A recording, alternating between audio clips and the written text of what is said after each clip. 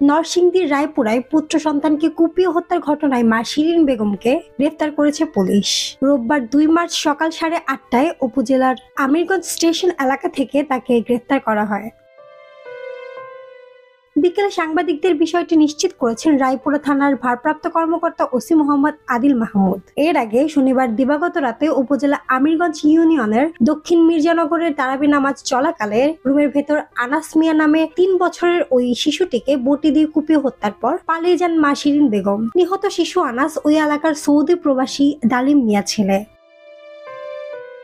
Police ও স্বজনরা জানান 5 বছর আগে একই উপজেলার হাইরমারা এলাকার শিরিন বেগমকে বিয়ে করেন ডালিম মিয়া। বিয়ের 3 বছর পর জীবিকার তাগিদে সৌদি আরবে পাড়ি জমান তিনি। এরপর শিরিন তাদের একমাত্র সন্তান আনাসকে নিয়ে শ্বশুর বাড়িতে বসবাস করছিলেন। শনিবার রাতে আনাসকে কুপিয়ে হত্যার পর পালিয়ে যান শিরিন বেগম।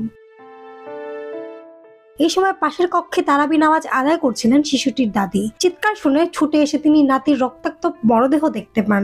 খবর পেয়ে রাতেই শিশু আনাসের মরদেহ উদ্ধার করে মর্গে পাঠানো হয়। এরপর রাতে শিশুটির মা শিরিন বেগমকে গ্রেফতারের জন্য অভিযান চালায় রায়পুরা থানা পুলিশ।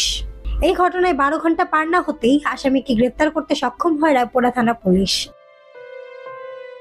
ওসি মোহাম্মদ আদিল মাহমুদ বলেন, সকালে আমিরগঞ্জ স্টেশন এলাকা থেকে অভিযুক্ত শিরিনকে গ্রেফতার করা হয়। এই সময় তার পরিহিত কাপড়ে রক্তের দাগ ছিল। প্রাথমিক জিজ্ঞাসাবাদে হত্যাকাণ্ডের বিষয়টি তিনি স্বীকার করেছেন। গ্রেফতারের পর তাকে রায়পুরা থানায় পাঠানো হয়েছে। নিহত শিশুর মরদেহ ময়নাতদন্ত শেষে স্বজনদের কাছে হস্তান্তর করা হয়েছে।